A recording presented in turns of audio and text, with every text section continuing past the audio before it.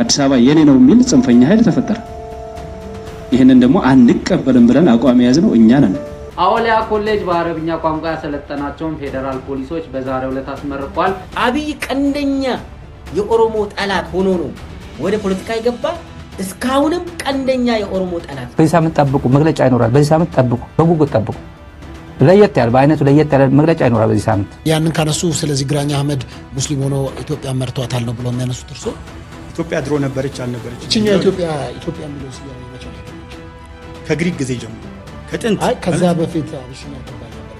አንዱ ፓርት አሁን አንተ የትኛው ፓርት ነው አቢሲኒያ? ሰሜኑ ፓርት አቢሲኒያ እስከ ሸዋ ድረስ ያለው።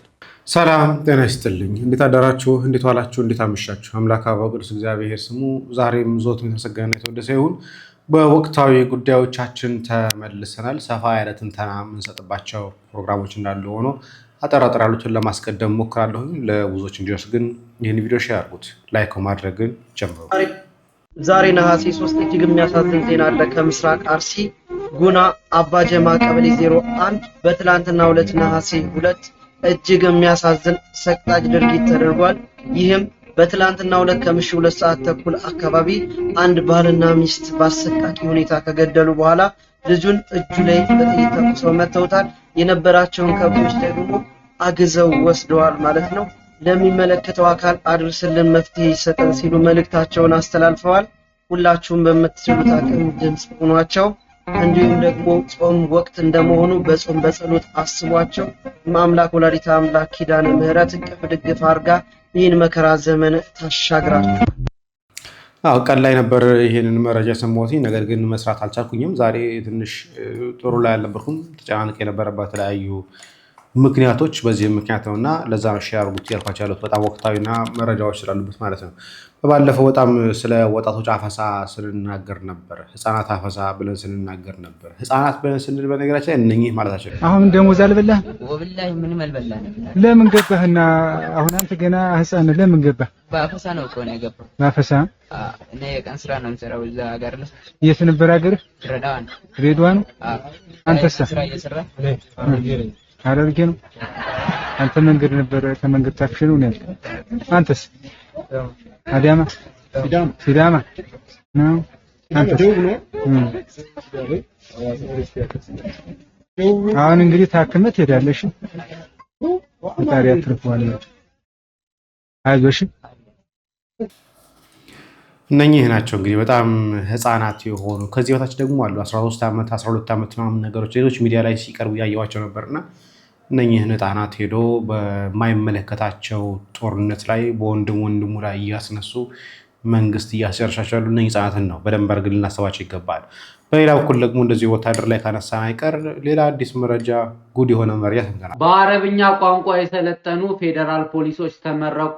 አወሊያ ኮሌጅ በአረብኛ ቋንቋ ያሰለጠናቸውን ፌደራል ፖሊሶች በዛሬው ዕለት አስመርቋል። በዕለቱ ምረቃ ላይ ፌደራል ፖሊስ ምክትል ኮሚሽነር ጀነራል እና የፖሊስ ዩኒቨርሲቲ ፕሬዝዳንት ዶክተር ታምራት ሙልጌታ አወሊያ ለሀገር እያበረከተ ያለውን አስተዋጽኦ በአድናቆት አመስግነዋል። በምረቃው ላይ አወሊያ ስራ አስኪያጅ ሀጂ ሰይድ አስማረ በአረብኛ ቋንቋ የሚሰጠውን ስልጠና አጠናክረው በመስጠት እንደሚቀጥሉን ገልጸዋል። በቅርቡ ላቅ ያለ ፋይዳ ያለው የአረብኛ ቋንቋ በስርዓተ ትምህርት ውስጥ እንዲካተት እየሰራ እንደሚገኝ ፌደራል መጅሊሱ መግለጹ ይታወሳል። ምን ተገነዘባችሁ? ፌደራል ፖሊስ ከአወሊያ ዩኒቨርሲቲ ከእስልምና ዩኒቨርሲቲ ማለት ነው ከዛ በአረብኛ ተመረቁ አሉ። ፌደራል ፖሊስ እስከምናውቀው ድረስ የፌደራል ቋንቋን ቤዛ አድርገው የሚሰለጥኑ አካላት አይደሉም። ምክንያቱም እስካሁን ድረስ በእንግሊዝኛ የተመረቁ የፌደራል ፖሊሶች ሲባል ሰምተን ስለማናውቅ አሊያም ደግሞ አማርኛ ይችሉ የነበሩ ሰዎች በሶማሊኛ ቋንቋ ተመረቁ ሲባል ሰምተን ወይም በፍሬንች ተመረቁ ሲባል ሰምተን አናውቅም። ታዲያ አሁን አወሊያ ዩኒቨርሲቲ የእስልምና ዩኒቨርሲቲ በምን ተአምር ነው አረብኛ ሊናገሩ የሚችሉ ፌደራል ፖሊሶችን እያስመረቀ ያለው? ምን አገናኘው? ፌደራል ፖሊስ እና አረብኛ ምን አገናኘው? በደንብ እንድትገነዘቡት። የአሶሳ ከተማ ነዋሪዎች ቅሬታን አቀረቡ።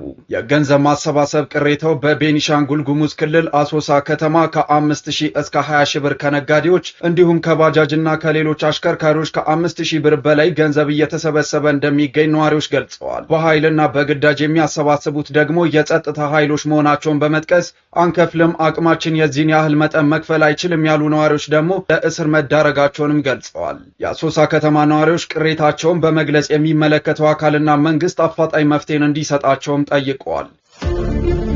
ብቻ አይደለም። በነገራችን ላይ አዲስ አበባ ዳር ላይም እንደዚሁ እየሰማን ነበር። አሁን ወደ ቀረጻ ከመግባቴ ከደቂቃዎች በፊት አንዲቷ እህትም እንዲሁ ወንዲሁም እህት አላውቅም እርግጠኛ አይደለሁም መረጃው ልከው ነበር እንደምትመለከቱት ነው። ጉያ ብሎ በ21 በ11ኛ ወር 2018 ዓ.ም ነው እንደምትመለከቱት ስም ተጽፎበታል። እዚህ ጋር እንደምትመለከቱት በሽፋኔ ሳይንት ለሚሰራው የማህበረሰብ ፖሊስ ጽህፈት ቤት እንግዲህ ለፖሊስ ጽህፈት ቤት ነው መንግስት ነበር የሚመለከተው አይደል? የፖሊስ ጽህፈት ቤት ለማህበረሰብ ፖሊስ ጽህፈት ቤት እሺ ለማሰራት የሚውል መዋጮ ብር 1000 ብር በርግጥ ብዙ አይደለም፣ ግን እንደዛም ሆኖ ግን መንግስት መዋጣት ለሚገባው ብር ነበር እንደዚህ ያደርጋል። በቤት እንዲሰበሰብ በኮሚቴ ስለተወሰነ በእነ ደረጃና ግዛው ተረፈና ምናምን በሚባል ቁጥር ንግድ ባንክ እስከ ሐምሌ 25 ድረስ አስገቡ ተብሏል። እስካሁን ድረስ ያላስገቡት ነው ቤት ለቤት እየመጡባቸው እየተናገሯቸውና እርምጃ እንደሚወስዱባቸው ወደ እስር ቤት ሊገቡ እንደሚችሉም ጭምር እያሳሰቧቸው ይገኛሉ። የፖሊስ ጽህፈት ቤት ለማሰራት አዲስ አበባ እንምጣ። አዲስ አበባ ጋር በተገናኘ ነፍሱን ይማረውና ዶክተር አምባቸው እንዲህ ብሎ ነበር። አዲስ አበባ የኔ ነው የሚል ጽንፈኛ ኃይል ተፈጠረ። ይህንን ደግሞ አንቀበልም ብለን አቋም የያዝነው እኛ ነን። የአማራን ህዝብ መብትና ጥቅም አሳልፈን በመስጠት ከማንም ጋር አንደራደር። በነገራችን ላይ ስንታገልኛ ለአማራም እንታገላለን፣ ለመላ ኢትዮጵያም እንታገላለን። እኛ የነዛ ታሪክ ሰሪ ልጆች ነን። አዲስ አበባ ላይ የተነሳው ውዝግብ በልዩ ጥቅም ምክንያት አይደለም፣ በባለቤትነት ምክንያት ነው። አዲስ አበባ የኔ ነው የሚል ጽንፈኛ ኃይል ተፈጠረ። ይህንን ደግሞ አንቀበልም ብለን አቋም የያዝነው እኛ ነን። አዲስ አበባ የአዲስ አበባዎች የኢትዮጵያ ህዝቦች እና የሀገሪቱ ዋና ከተማና መናገሻ እንዲሁም የአፍሪካ መዲና ናት። በህገ-መንግስቱ መሰረት ኦሮሚያ ልዩ ጥቅም አለው ነው። ይህን በህገ-መንግስቱ ላይ የተሰፈረው ነው። የጨመርነው የለ የቀነስነው የለ። ልዩ ጥቅም ማለት ምንድነው የሚለው ዲፋይን አልተደረገም። ሰው እንደፈለገ እንዲተረጉሙ ያስገድደው እሱ ነው። ግን አንድ ሁለት ነገር ልናገር። አዲስ አበባ ዙሪያው ሪሶርስ ተጠቀማል። ውሃን እንውሰድ። የውሃ ጋር መቼም መሬት ነው፣ ከየት እንደሚመጣ አይታወቅም። ደንና ተራራማ አካባቢዎች ናቸው የውሃ ጋር እያልን የምንወስዳቸው። አዲስ አበባ እንዲህ አይነት ሪሶርሶችን መጠቀሙ አይገርም። ስለዚህ ውሃ ይለማል። ከሚለማው ውሃ የዙሪያው የኦሮሞ አርሶ አደሮች እንዲጠቀሙ ቢደረግ ምን ነውራል? ይሄም ልዩ ጥቅም ነው። ምክንያቱም አማራ ክልል እዚህ ዙሪያ ከሚወጣው ውሃ ሊጠቀም አይችልም። እንግዲህ ይሄ ንግግሮቹ ይሄ አቋሞቹ መሰለኝ የምናውቀውን እርምጃ እንዲወሰድበት ያደረገው። አዲስ አበባ በጣም ውዝግብ ፈጥራለች። ወደ አሁኑ እርምጃ ሊገባም እንደሚችል ደም ሊፋሰሱ እንደሚችልም ዶክተር ጸጋይ ሲናገር ነበረ። ይሄ በነገራችን ላይ ዝም ብሎ የመጣ ወሬ አይደለም። እነሱ በውስጥ ለውስጥ የሚያብላሉት የሚያነሷቸው ሀሳቦችን ነው ወደ ሚዲያ አውጥተው የሚናገሩት እንጂ ልብ ወለድ ሆኖ አይደለም። እስቲ ዶክተር ሚልኬሳ የሚናገረው ደግሞ ልስማ። አብይና ኦሮሞ ተቃራኒ ናቸው። አብይ ቀንደኛ የኦሮሞ ጠላት ሆኖ ነው ወደ ፖለቲካ የገባ። እስካሁንም ቀንደኛ የኦሮሞ ጠላት ነው። ትርክቱንም ከኦፒዲዮ የወሰደውን የኦሮሞ ትግል አድርጎ ነው እየሳለ ያለው። ራሱን ኢትዮጵያ ቅኝ ግዛት ምናምን ኦሮሞ እንደዛ ነች እንደዛ ነበረች ይላል። ኦሮሞ ሊገንጠል ነው እያለ ነው ይላል። አይ ይሄን አዋጣችሁም እያልኳቸው ነው፣ እኔ ደግሞ ኢትዮጵያን ለማኖር የሰራው ነው ይላል። ይህ እንዲህ አይነት ወራዳ ውሸት isa kaleessa barreeffamee kana booddee immoo Oromoo garbata akka kaleessaa hamuun danda'a akka kaleessaa buqqisee lafa isaa saammachuun danda'a akka kaleessaa namni jedhee yaadu gareen jedhee yaadu gowwaadha Oromoo kana keessa darbee jiru. Tokkoffaa bilisoomeera qaamaan duwwaa miti sammuu isaa bilisoomeera. Lammaffaa kana booddee gonkuuma Oromoon garbummaaf qophaa'an jajjaabaa tokko reefuu baay'ee gaddadha. ለመቶ ዓመቱ ቅኝ ግዛት ባሪያነት ለሱ ራሱ ያዝናል። ከዛ ከታሪክ ከዛኛው ነፃ ወጥቷል። ከመቶ ዓመቱ ነፃ ወጥቷል። ለወደፊትም ማንም ሰው መጥቼ ኦሮሞን አንበርክኬ ባሪያ አድርጌ እገዛለሁ የሚል ካለ እሱ ሞኝ ነው። አይቻልም። ነፃ ወጥቷል። እዚህ ላይ ሙሉ ኢንተርቪውን ካዳመጣችሁ ኢትዮጵያ የምትባል አገር ብቻ ሳይሆን ምስራቅ አፍሪካን የሰራ ህዝብ ኦሮሞ ነው ብሎ ለ40 ደቂቃ አውርቷል። እንዳውም አንዳንድ ቦታ ኦሮሞ ከኢትዮጵያ የሚበልጥ ህዝብ ሆኖ ከኢትዮጵያ መሸሽ የለበትም ኢትዮጵያን ገንብቷል አለ። ኢትዮጵያን የገነባ ህዝብ የኢትዮጵያ ባለቤት የሆነ ህዝብ ብሎ ደግሞ አልፎ ራሱ እስከ ኤርትራ ሁሉ ያነሳል። እስከዛ ድረስ ምናምን ያነሳል። ይሄንን ሁሉ የሰራ ህዝብ ከጎበና ዳጬ ብሎ ጀምሮ እስከ ባድሜ ድረስ አለ። ይሄ ሁሉ ታሪክ አነሳ። ኢትዮጵያን ገንብተናል። እንደ ኦሮሞ ህዝብ የገነባ የለም። ከንጉስ አልፎ እንዳውም ከጎበና ብቻም ሳይሆን አለፈ ከሱሲኒዮስ ጀምሮ ታሪክ ሙሉ እንትን አድርጎ ላሊበላ ጀምሮ እስከ አዳዲ ማርያም እያለ ቤተክርስቲያናት ግንባታዎችን እያነሳ የኦሮሞ ሮል አለ ብሎ ኢትዮጵያን ገነባን እኮ ብሎ እንደ ኦሮሞ ጎበናን ያሳነሰ ሰው ራሱን ነው ያሳነሰ ብሎ ከነገረን በኋላ መጨረሻ ላይ ደግሞ መጣው ባሪያ ሆነን ቁጭ ብለናል። ከዛ እኔ ነኝ ነፃ ያወጣሁት። ኦሮሞ ህዝብ ሆይ ነፃ ወጥተሃል፣ እንኳን ደስ አለ። እኔ ነኝ ደግሞ ነፃ ያወጣሁት። ከዛ ኦሮሞ ነፃ ያወጣለሁ ብሎ ጫካ የገባ ሞኝ ነው አለ። ሚምታታ ኢትዮጵያ የምትባል አገርን ገንብተናል ብለ ካወራ በኋላ ቅኝ ግዛት ውስጥ ነበረች ኢትዮጵያ ደግሞ ብሎ ኦሮሞ ቅኝ ግዛት ውስጥ ገብታለች ብሎ ነፃ ነኝ ያወጣሁት 100 ዓመት ሁሉ ባሪያ ሆነ እኔን አመስግነኝ አለ ኦሮሞ። ማሽ ላይ ወደ ተለያየ ሚዲያ የሄደ የሚነዛቸው መርዞች በአቋም የሚናገራቸው ኔክስት ላይ የሚፈልጋቸውን እቅዶች ለማሳካት ነው። ይሄን ጋዜጠኛ ጌታቸው እያነሳ ነበር፣ ቴሌግራም ላይ አጋርቻቸዋለሁ። ይሄንን ነገር ፖይንት ይዘው ዛሬና ትናንትና በነበሩ የምክክር ኮሚሽኖች ላይ ሐሳቦች ሲነሱ የነበረው ጠቅላይ ሚኒስትር አብይ አህመድ የተናገራቸው ነገሮች እንደ እውነት አድርገው እየተነሱ ፖይንት እየተያዙ ያንን ለመከራከሪያ አድርገው እየተጠቀሙበት ነው። ስለዚህ ይሄንን ነገር ራንደም ለሚናገራቸው ነገሮች ሳይሆን ሆኖ ብሎ የሆነ ኦዲየንስን ታርጌት አድርጎ የሚሰራ ነው። ስለዚህ በዛ ቦታ ላይ ደግሞ ግቡን እየሰራ እንደሆነ አንዱ ማመላከቻ ነው እንጂ ዝም ብሎ ወጥቶ እንደው ሲደብረው የተናገረው ነገር አይደለም። እንዳልሆነም እናውቀዋለን። ታርጌት ያደረጋቸው ዓላማዎች አሉ። እሱም ደግሞ ምክክር ኮሚሽኑ ላይ በጣም አፌክት እያደረገ እንደሆነ የእሱን ሬፈረንስ እያደረጋሉት የእሱን ግርኖ ሬፈረንስ እያደረጋሉት ይሄው የኛ ነው ይሄው የኛ ነው እያሉ እንደ ሬፈረንስ የሚጠቀሙት እሱን ነውና ይሄ ነገር እየበጠበጠ ምክክር ኮሚሽኑ ሊያፈርሰው ይችላል እስከማለት ድረስ ጋዜጠኛው ደርሷል። ዘመነ መቀለ ታየ ወደዚህ ገባ ምናምን ወዲያቸው እንደዛ አዲስ ነገር አይደለም። ይሄ ማውራት የለባችሁ እንደዚህ አይነት ነገር ላይ በዚህ ሳምንት ጠብቁ፣ መግለጫ ይኖራል። በዚህ ሳምንት ጠብቁ፣ በጉጉት ጠብቁ። ለየት ያለ በአይነቱ ለየት ያለ መግለጫ ይኖራል በዚህ ሳምንት።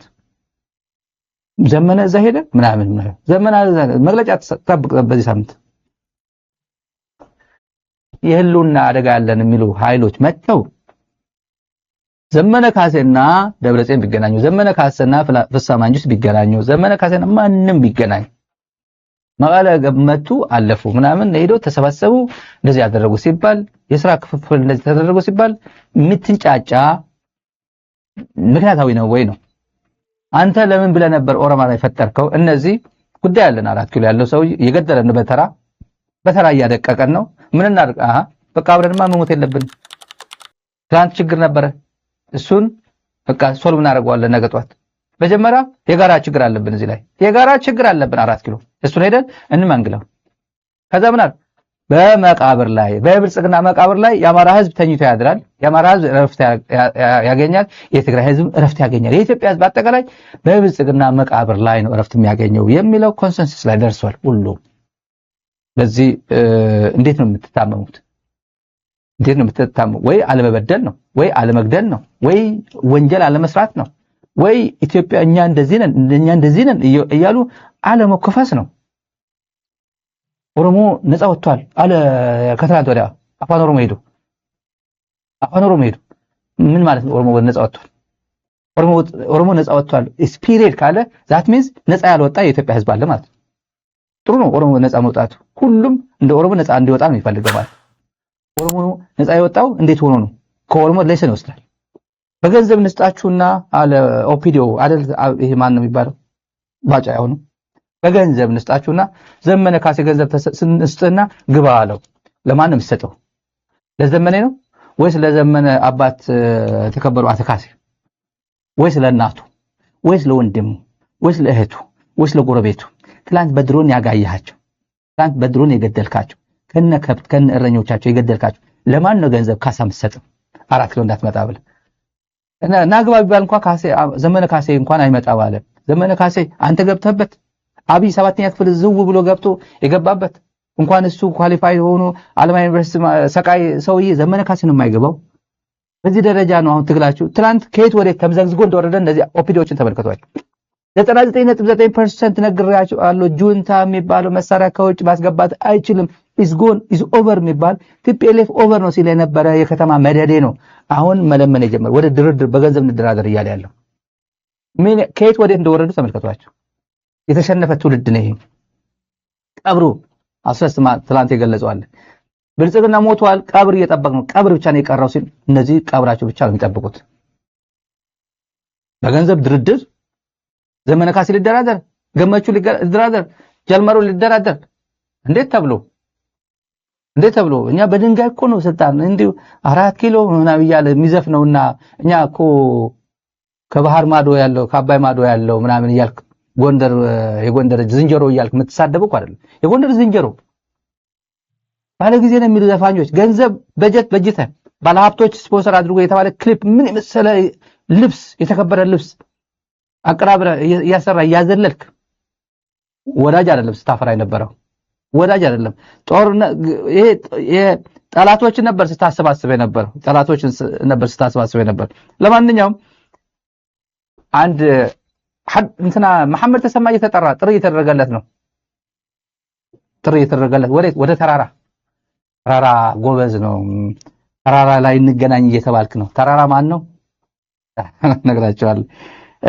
ሐዲስ ኤፍሬም ጀነራል ሐዲስ ኤፍሬምና ጀነራል መሐመድ ተሰማ በጋራ ትግራይ በገቡበት ጊዜ ተሞክሮ መሐመድ ተሰማ ነግሮ ነበር። ተሞክሮ ማን ነው? ሐዲስ ኤፍሬም ተራራ ላይ ይሮጣል አይሮጥም?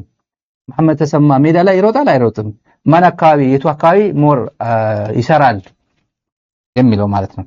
ሜዳ ላይና እንትን ላይ ሲተነትን የመሐመድ ተሰማ ሙሉ ስራው ዜጎችን መግደል ነው። ዜጎችን ማዋረድ ነው። ዜጎቹ ኢትዮጵያውያን ዜጎችን መድፈር ነው፣ መረሸን ነው። ብቸኛ በዚህ ምድር ላይ ሊሆን ይችላል። እኔ በቃ ዝም የግምት ነው። መሐመድ የሚለው የተከበረ የሆሊ ቁርአን የተከበረ መሐመድ የሚለው ብቸኛ ለአብይ አጎንብሶ አብይ ለማስደሰት ፕሮቴስታንት ጴንጤ የሆነ እና አብይን ለማስደሰት ወገኖቹ ላይ ዝም ብሎ ጨክኖ የሚገድል ሰው ነው ይሄ ሰውዬ መሐመድ ተሰማ። ሙሉ ስራው ዜጎችን መግደል ነው፣ ዜጎችን መድፈር ነው። ሀገር አንድም ቀን 8 ዓመት ተዋግቶ አሸንፎ አያውቅም። መከላከያ አንድም ቀን 8 ዓመት ሙሉ ኦላጋ ውጊያ ላይ ነው። 9 ወር ሙሉ ኔትወርክ አቆርጦ ወደ ቀለም ወለጋ ወደ ደምቢዶላ 9 ወር ሙሉ በሄሊኮፕተር እየተዋጋ አላሸነፈም። ትግራይ መጣ አላሸነፈም። አፈርድሜ አብልቶ አዋርዶ የትና የት እንደተሸነፈ ታውቁታላችሁ። አፋብን ፋኖ በ9% ነው በ10% ነው እየተዋጋን ያለ ነው ዋጋ የለውም ብሎ ሲቀልድ ቸለፈታም ነው ምናምን ነው ያለ ሲሳደብ ቆይቶ ሰልፍ እያሰለፈ ደመላሽ ፈዳይህነ ነው የሚባል በትግርኛ ደመላሽ ፈዳይህነ ማለት ነው። ያ ደመላሽ ብሎ የተዘፈነው አይደለም። ያ ደመላሽ ስድብ ነው። ያው የአማራ ፖፑላር ስም ደመላሽ ነው ብሎ ስለሚያስብ ነው ያ ደመላሽ ብሎ ያዘፈነው። ደመላሽ ማለት ፈዳይህነ ማለት ነው። እንትኑ የሚወጣ ማለት ነው። አይ ቲንክ የተወጣ ያለ መስለኛል። ገና ደግሞ ይወጣል። ስለዚህ ነው እነዚህ የሚጫጩት። ለዛ ነው መሐመድ ተሰማ እናስታውሰው ግራኝ አህመድ ሙሉ ኢትዮጵያን ገዝተዋል ብለው ከስታሊን ጋር ተገናኘ። ቅድም እያነሳቸው የነበረ ኮሜንት ላይ ነበር አይቼዋለሁ። ግራኝ አህመድ ሙሉ ኢትዮጵያን ገዝተዋል ብለው እርሶ የሚያምኑት ከክርስትና ጋር አንስተው በተለይ ነው ክርስትና የቤተ መንግስት ሃይማኖት የሆነበት ሁኔታ አንስተዋል። እንደው ኢትዮጵያን ከዚህ ከኦርቶዶክስ ክርስትና ውጪ የመሩ ሰዎች ነበሩ? ወል ለመጀመሪያዎቹ አክሱማውያን ኦርቶዶክስ ክርስትና ውጪ ነበሩ። እሺ ዳና ከመምጣቱ በፊት የብሉይ ኪዳን የጁዳይዝም እምነት ተከታዮች አሉ። ለምሳሌ ዳማት የሚባል መንግስት አለ። ዳማት ምንድናቸው? ሳውዲ አረቢያ ውስጥ የሚገኝ ሙከሪብ የሚባል ስልጣን ልክ አጼ እንደምንለው ንጉሠ ነገስት እንደምንለው ሙከሪብ የሚባል ስልጣን ነበራቸው። ስልጣን የመጣው ከየት ነው? ከደቡብ አረቢያ ነው። ስለዚህ እነዛ ሰዎች ኦርቶዶክሶች አሉ። ዳማቶች የመጀመሪያው ኢትዮጵያ መርተዋል እነሱ። አዎ ዳማት ስለዚህ ሙስሊሞች ነበሩ ነው? ኖ ሙስሊሞች አይደሉም። የራሳቸው በማህረም የሚባል ጣዖት አለ። አረስ የሚባል ጣዖት፣ የተለያየ ጣዖት ያመልኩ ነበር። ኢቭን እኮ የኢዛና ሳንቲሞች ላይ መጀመሪያ ያሉት ምልክቶች የጣዖት ክርስትናን ከተቀበለ በኋላ ነው ወደ መስቀል የተቀየረው። የተለያዩ ጣዖቶች የተለያዩ አማልክትን የሚያመልኩ መሪዎች ነበሩ። ዳማት የሚባለው የመጀመሪያው በኢትዮጵያ ታሪክ ውስጥ ዘፈርስት እንግሊዝኛው ሎካሊ ኖን ስቴት ኢን ኢትዮጵያን ሂስትሪ በኢትዮጵያ ታሪክ ውስጥ ሎካሊ የሚታወቀው የመጀመሪያው ዳማት ነው። ግን የተገኘው ጽሁፍ ደመተ ነው የሚለው። ያኔ ግዕዝ ዳዱዱ ማነው አብ ሳልስ ምናምን አልነበረው። አብርሃም ለመጻፍ አበረሃም፣ ሶፎንያስ ለመጻፍ ሰፈነ የሰ ምናምን። ስለዚህ ታሪክ ምሁራን ዳማት ብለውት እንጂ ዳማት አይደለም ደመተ የሚል ጽሁፍ ላይ የተገኘ እንትን አለ። ስለዚህ እነሱ መሩ። ከዛ ደግሞ እንደነገርኩ አክሱማውያን በኋላ ኢዛና ራሱ ጣዖት አምላኪ እንደነበር ይታወቃል ብየዋል። በነገራችን ላይ አንድ የታሪክ ምሁር ነኝ ከሚል ሰው የማይጠብቁ ነገሮች ታሪክን ከግማሽ መጀመር ነው። ለምሳሌ ንግስት ማክዳ በምንላት ንግስት አዜብ ተብላ የምትታወቀው የአጼ ምኒልክ የመጀመሪያው ምኒልክ ፈርስት የሚባለው የእሱ እናት በዛን ጊዜ ላይ ኢትዮጵያ የምትመራ የነበረች ነች። ግን እሱ ምንድነው የጀመረው? ከአክሱማውያን ኪንግደም ጀምሮ ባለ ነው እየጀመረ ያለው ዳሞት ላይ የሚለው ማለት ነው። እዛ ከአክሱም ውስጥ ኦርቶዶክሶች ከማን በስተቀር አከራካሪ ሆነው በሁለት የሚከፈሉበት አህመድ ነጃሽ መጀመሪያው ሙስሊሞች ለሚባለው ላይ የሙስሊም ስኮላሮች ሊትሬቸር ሌላ ይላል፣ የክርስቲያን ሊትሬቸር ሌላ ይላል። ስለዚህ እስካሁን ኮንሰንሰስ እንዲህ ብዬ መበየን ያስቸግረኛል፣ ግን መጻፌ ላይ ማስቀመጥ። ከዛ በኋላ ግን በተከታታይ ዛጉዎች ጋር ስትመጣ ዛጉዎች ሙሉ በሙሉ እንደውም ወደ ቄስ የሚያደሉ ንጉሶች ነበሩ። 4 ክፍለ ሀገር ነበር። ክፍለ ሀገራቸውን የሚመራው እንትኑ ራሱ ስልጣናቸው ሊቀ ካህናት፣ ንቡረ እድ፣ ርዕሰ ደሳንና ፓትሪያርክ በሚባል ያስተዳድሩት። አንዱን ክፍለ ሀገር ፓትሪያርክ፣ አንዱን ንቡረ እድ፣ አንዱን ርዕሰ ደሳን እንደዚህ ነበር የሚያስተዳድሩት። ከዛ ሰለሞናዊ ስርወ መንግስት 1270 1150 እስከ 1270 ዛጉዎች ነው አክሱም። 1270 ጀምሮ እስከ አጼ ኃይለ ሥላሴ 1974 ዓመት ያሉት ደግሞ በሙሉ ኦርቶዶክሶች ናቸው። እዛ ጋ ግራኝ አህመድ ብለው በተፈጥሮ የሚጠሩ ግን ኢማም አህመድ ኢብኑ ከዚህ መግባት አለብን ሚል የተለየ አመለካከት አለ። እሱ ያንን ይገዙታል። እርሶ እዚህም ጽፌያለሁ። ኦኬ። ስለዚህ እዛ ያንን ካነሱ ስለዚህ ግራኝ አህመድ ሙስሊም ሆኖ ኢትዮጵያ መርቷታል ነው ብለው የሚያነሱት እርሶ? ግን አንዳንዶች ደግሞ የሚያነሱ እነዚህ ምናልባት በኢትዮጵያ ሀገረ መንግስት ውስጥ ሌላ ቤተ እምነቶች ወይም ሌላ ቤተ እምነት ሰዎች አልመሯትም፣ ነገር ግን ሱልጣኖች ናቸው። ለምሳሌ እንደ አካባቢ ገዢ ሆነው አካባቢን አስተዳድረዋል እንጂ ኢትዮጵያን ውስጥ ዋናው ማዕከላዊ ብለን በታሪክ ውስጥ እየተከተል ነው የመጣ ነው ሰለሞናዊ ስርወ መንግስት ብዙ ቦታ የሚያስገብር ስለሆነ ብዙ ቦታ የሚይዝ ስለሆነ። ነገር ግን እነዚህ ሰለሞናዊ ስርወ መንግስታት የሸዋ ሱልጣን ይባላል ራሱን ነው የሚገዙ። ሱልጣኖቹ እኮ አካባቢን ነው እንጂ የገዙት ሀገረ መንግስት አልገዙም ነው። ሀገረ መንግስት አልገዙም። ስለዚህ የኢትዮጵያ መሪ ነበሩ ብለህ ታዲያ እርስዎ ከተናገሩ አይጋጭቦትም? ኢማም አህመድን ብቻ ነው እነሱን አላልኩም። ለምን ከፋ ታቶ የሚባሉ ንጉሶች አሉ ከ1897 የራሱ ወላይታ ካዎ የሚባሉ ንጉሶች አሉ ከ1894 የግሪጎሪ ዘመን ለወላይታ ሌላውን ህዝብ አልገዙ። የም ስትሄድ አኖ የሚባሉ ሀዲያ ስትሄድ ጋራድ የሚባሉ ወደ ምዕራቡ ኢትዮጵያ ክፍል ስትሄድ ምንድናቸው ሞቲ የሚባሉ አሉ የኦሮሞ ነገስታት የዛው አካባቢ ናቸው። ንጉስ ሆኖ የመራ የለም። ብቸኛው ሰው ኢማም አህመድ ኢብን ኢብራሂም ስለዚህ ወይም ግራኝ አህመድ እኮ ግራኝ አህመድ ሙሉ ኢትዮጵያን ገዝተዋል ብለው እርሶ የሚያምኑት? አዎ ለምን መሰለህ? እሺ ወቅቱ የነበረው ልብነ ድንግል ሽምብራ ኩሬ ጦርነት ተነፈ በኋላ ደብረ ዳሞ የሚባል በጠፍር የሚወጣበት ቦታ ላይ ሄዶ ላይ ህይወቱ አለፈ። ኢኮኖሚውን ሙሉ በሙሉ የሚቆጣጠረው ኢማም አህመድ፣ ፖለቲካውን ሙሉ በሙሉ የሚመራው የሚያስገብረው ሁሉም ክልሎች የሚገብሩለት ኢማም አህመድ ኢብራሂም አልጋዚ። ተመልከት፣ ኢኮኖሚ ይዟል፣ ፖለቲካ ይዟል፣ ሙሉ በሙሉ ወታደራዊ በላይነት ይዟል። አይ ከተባለ ልጅ ኢያሱ መኢሶ ላይ ተሸነፈ በ1916 ተሸንፎ ወደ ትግራይ ሸሸ። ያን ጊዜ ዘውዲቱ የምኒልክ ልጅ ንግስተ ነገስታት ተብላ ተጠራች በህይወት እያለ እሱ። ስለዚህ በህይወት እያለ ልብነ ድንግል ደብረ ዳሞ ላይ ሆኖ ኢትዮጵያን በሁሉም መንገድ የተቆጣጠረው ኢማሙ ሆኖ ሳለ የኢትዮጵያ መሪ አይደለም ልትላት አክሱም ሄዷል፣ ጎጃምን ይዟል፣ ደቡቡ ሲዳማን ጠቅላላ ይዟል። ይህንን በያዘበት ሁኔታ መሪ አይደለም ሊባል የሚችልበት ቦታ ምንድነው? አንድ መሪ ኢኮኖሚውን ከተቆጣጠረ፣ ፖለቲካዊ ማህበራዊ ህይወቱን ኤቭሪቲንግ ከተቆጣጠረ፣ ግብር የሚያስገብር ከሆነ መሪ ማለት እኮ ያኛው ተደበቀ፣ ጣኑ ወረደ ማለት ሸሸ። በሸሹበት ጊዜ የኢትዮጵያ ነገስታት ንጉስ ብለን አንጠራቸው። ተሸንፎ የመጣውን ያኛው በህይወት እያለ ከተደበቀ ንጉስ ብለን እና ለምንድን ነው መሪ ማይባል የሚል ነገር እሱ።